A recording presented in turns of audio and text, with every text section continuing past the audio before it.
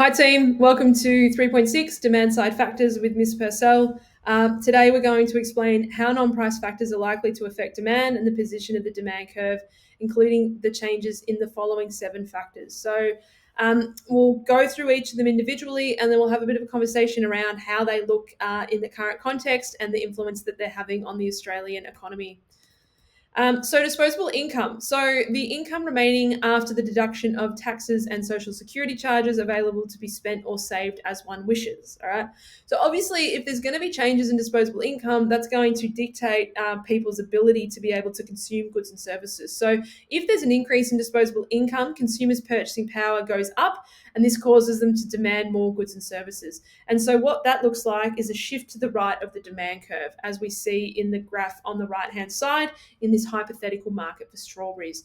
Overall, when you put the supply curve in it, and we'll talk about the supply curve later, overall, that leads to an increase in the price of strawberries, and it also leads to an increase in the quantity traded. All right, so producers will respond by obviously producing more because they're now going to get a higher price for their product. Okay.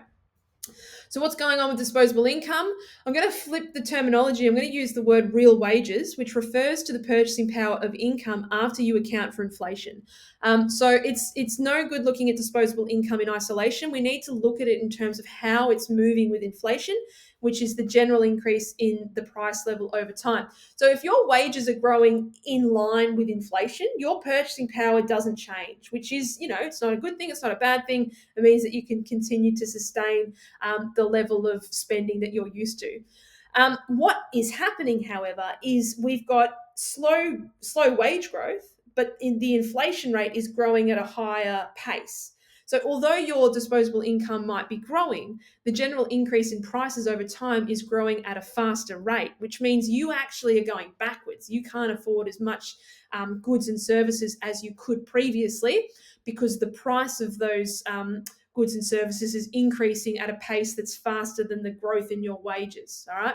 If that didn't make sense, wind it back 30 seconds and have another listen on slow-mo. All right. So what's been going on? If we have a look over the last 15 years or so, we can see that in December 2008 to March 2020, it's been just a general increase in real wages, which means that the increase in wages outstripped the inflation rate for that period. So my wages were growing at a rate that was faster than the general increase in the price level, which is great. That's a good thing for me. It means that I can buy more goods and services. And if we tie it back to the basic economic problem, it means that I'm better able to satisfy my wants and needs, which is obviously a good thing. However, it gets a bit interesting post-pandemic. We start to see a situation where there's a pretty dramatic fall where the general inflation rate outstrips the growth in wages. And so my purchasing power decreases, which means that my capacity to purchase goods and services is going to go down. And if we take it back to this graph for a moment, that's going to lead to a shift to the left in the market for strawberries in this case.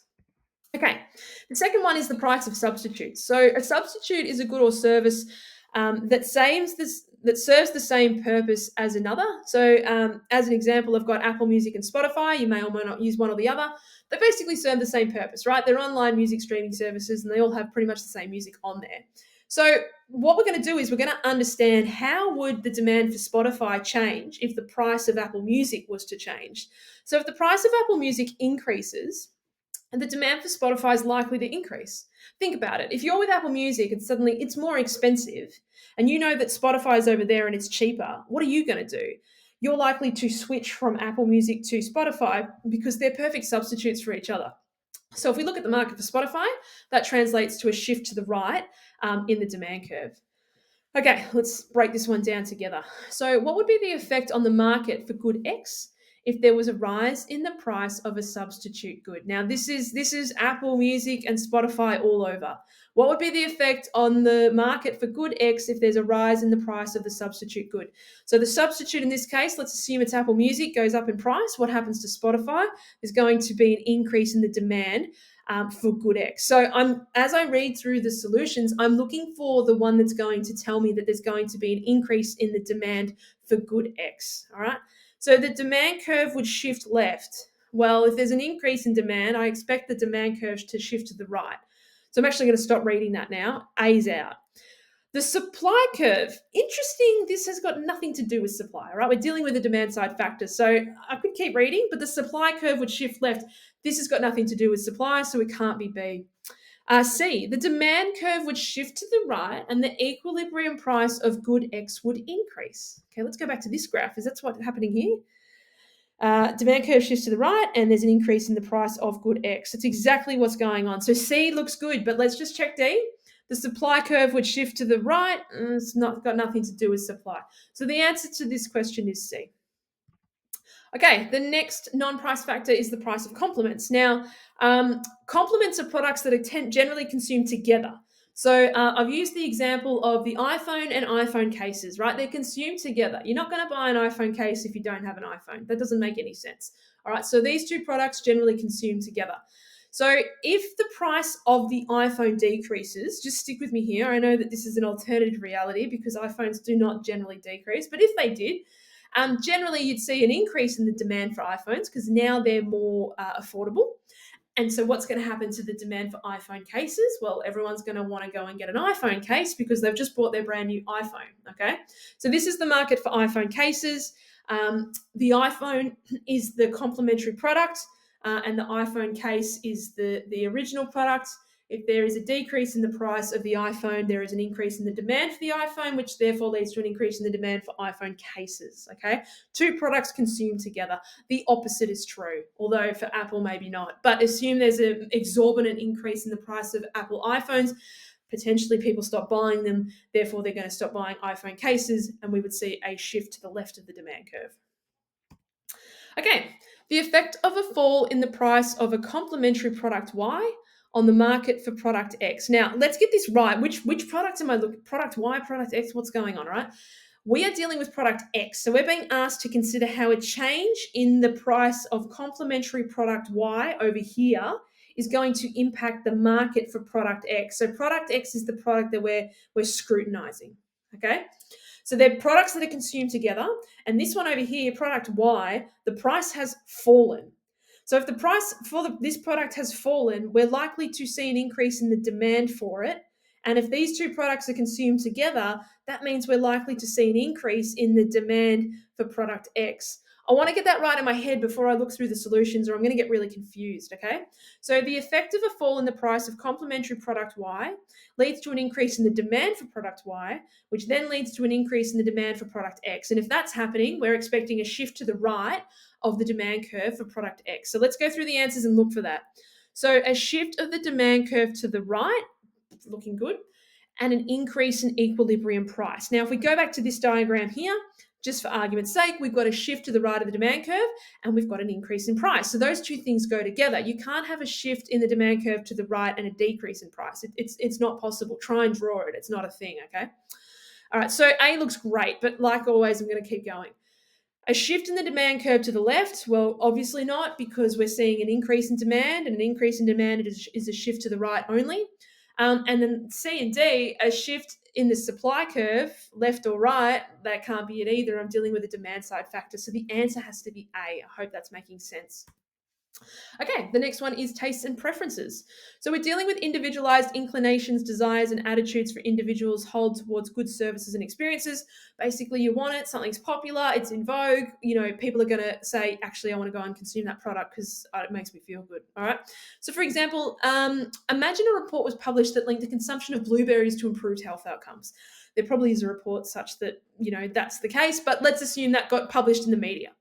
If you're a bit of a health buff, you might read that and go, hang on a second, I better start consuming blueberries because they're really good for my health. So something's happened that has then changed your tastes and preferences towards blueberries. So if we look at the market for blueberries, you're a health buff, you find out blueberries are really good for you and they're going to have all these amazing benefits. You might go out and consume more blueberries.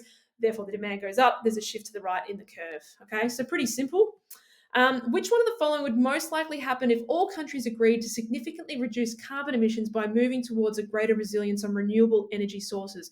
Okay, I want you to pause this video and I want you to take 1 minute to read through this question because there is so many words in it that they're trying to bamboozle you with the detail. But this is a question about tastes and preferences. So basically, all countries have agreed to reduce carbon emissions by moving towards the use of renewable energy sources. Okay, that's basically what they're saying. We've got to pick the scenario that's correct based on that situation. So I'm looking at it thinking maybe they're going to ask me about renewable energy. We're probably going to see an increase in the demand for renewable energy, but let's just read on and see what they want. So A, the demand for Australian coal would increase. Okay, so we're dealing with coal. Okay, coal and renewable energy. They're sounding like possibly substitutes, but also maybe tastes and preferences depending on how you want to think about it. So maybe this slide's in the wrong spot, but nonetheless, we'll keep going. So if we're going to see a situation where a bunch of countries are going to move to renewables and they no longer demand coal, obviously that's going to lead to a decrease in the demand for coal. That's going to shift the curve to the left in the market for Australian coal. So I've got all that locked and loaded in my head. I'm going to keep reading. The demand for Australian coal would increase. Bam, bam, it's going down. The demand for Australian coal would decrease. Okay, looking good. And the price received for coal exports would fall. Now, I know they've thrown exports in there just to kind of bamboozle you, but basically think about it as sales. If there is a decrease in the demand for something, what happens to its price? Its price goes down. So yeah, this one checks out. The demand for Australian coal would decrease and the price received for coal exports would fall. B looks good. Okay, the demand for Australian natural gas would decrease. Not the case. We're looking at movement towards renewables, not further away from renewables, and natural gas is considered a renewable.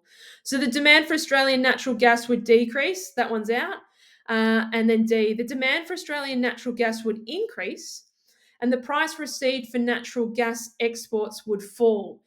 Okay, that last bit gets rid of D. So, yes, the demand for Australian natural gas would increase because it's a renewable.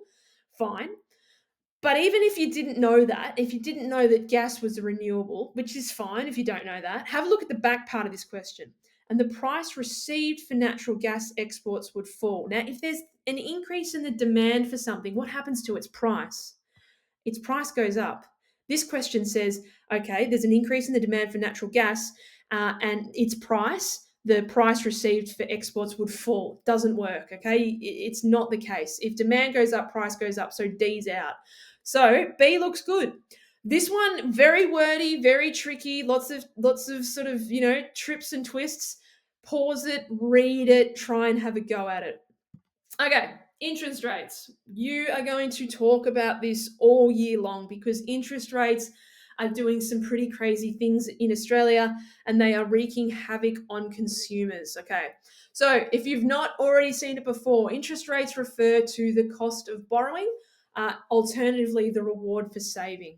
So as interest rates increase, I want you to think about it for a moment. You're 28, 32, whatever. Some point in the future, you're looking at purchasing a house, right? For many of us, we'll need to go to the bank to borrow money to do that, okay? When you borrow money from the bank, you've got to pay interest on that money, okay? If that interest rate goes up, it is now more expensive for you to borrow money. And it might become so expensive that you decide you're actually not in a position to purchase a house at this point, okay? Apply that to any scenario where interest is charged. Personal loans, cash payday loans, any kind of finance that you have access to that has an interest rate connected to it. If that interest rate is going up, that means that it's less affordable for you to access that credit. The other part is, well, what if I've already got a debt? If you've already got a debt, if you've already got a mortgage and you're already paying interest, your interest repayments are now going to increase, which means you have less income available left over to spend on goods and services, okay? So as interest rates increase, credit becomes more expensive to access, and those with debt face higher interest repayments, thereby decreasing income that's available to spend on goods and services. This is all sounding bad, not good. Effectively, this means you're going to see a decrease in the demand for goods and services. I've picked Netflix here. I chose it because it's a need. Sorry, it's a want. It's a product that you don't need. And so if you're looking to cut costs because your interest repayments are getting higher and you can no longer afford as many goods and services, something like Netflix that you don't need might suffer, and we might see that decrease in demand as dictated by that shift to the left in the demand curve. Okay, let's have a look at this.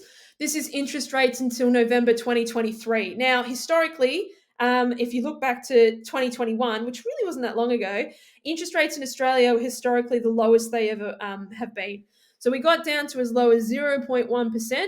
So basically, it was almost, free to borrow money, not quite, but it was the lowest it had ever been. And then post pandemic, we start to see a pretty aggressive increase in interest rates. And so that has spurred on this reduction in the demand for goods and services in our economy, because those with mortgages or those looking to access credit are now sort of feeling the pain, in the sense that they've either got higher interest repayments, or alternatively, they now can no longer access credit. So that's what's going on in Australia. Okay, we're almost there. We've got a couple to go.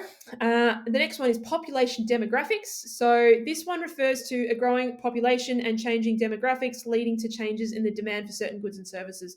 Let's keep it really simple. For Australia, as Aussies, as the Australian population gets older, there's been an increase in the demand for aged care facilities, right? So people get older, they obviously need somewhere to live. If we look at the market for aged care facilities, we're going to see that shift to the right in aged care facilities. The other graph I'll show you is the Australian population growth rate. I just wanted you to see it so that you got a sense of, well, how has Australia's growth rate changed over time? The idea being that if you've got an increase in population growth, there's just going to be pressure on all the markets, right? Everyone's going to be demanding more food, more public transport, more housing. And so if we take the back end of the pandemic here, where we see a pretty steady increase in population growth, there's obviously a giant increase in the demand for all goods and services. And if you isolate specific markets, you can comment on them and say, okay, well, there's likely to be an increase in demand as dictated by a shift to the demand curve to the right. And we know that if we do that, we're also going to see that increase in prices and that increase in quantity traded. Okay, so that's that. And then the last one, guys, is consumer confidence. So this is a new term for us. It's the degree of optimism or pessimism that consumers feel about the state of the economy and their willingness to purchase goods and services. So I feel good about my economic future. I'm happy to spend my money and enjoy myself, versus I feel pessimistic about my economic future. I'm a little bit uncertain about what the future looks like, so I'll save my money just in case I need it, because maybe I'm going to lose my job or something's going to happen. All right. If it's the case that consumer confidence is going down, it's more likely that consumers will save their income, because they just kind of want to play it safe and make sure that they've got the money there in case things go pear-shaped. And once again, if you isolate a specific market, in this case entertainment, you're going to see a shift to the left of the demand curve as people generally demand less goods and services while that consumer confidence is falling. So in Australia, what's going on? Let's have a look here. I'm going to kick off with the pandemic around September 2020. Initially, the pandemic caused a pretty steep decline in consumer confidence, but because there was a lot of government support and other positive factors that sort of promoted people's confidence, we saw a huge upswing. In fact, look how big it is, this ridiculous increase in consumer confidence. That would have been also met with obviously that increase in consumption. So people are feeling good, they're feeling safe, the government's going to look after us, we're all working from home, we're all online shopping because there's nothing else to do, buy. And so ultimately there's the increase in the demand for goods and services during that period, followed by a steady decline after. So guys, that's all the factors. They're all non-price factors. Keep in mind, they are the only reasons as to why you can see shifts in the demand curve. Keep in mind that if there is a change in price, that leads to a movement along the curve. Please go back and review my prior video if that's not making sense. All right, see you in the next video.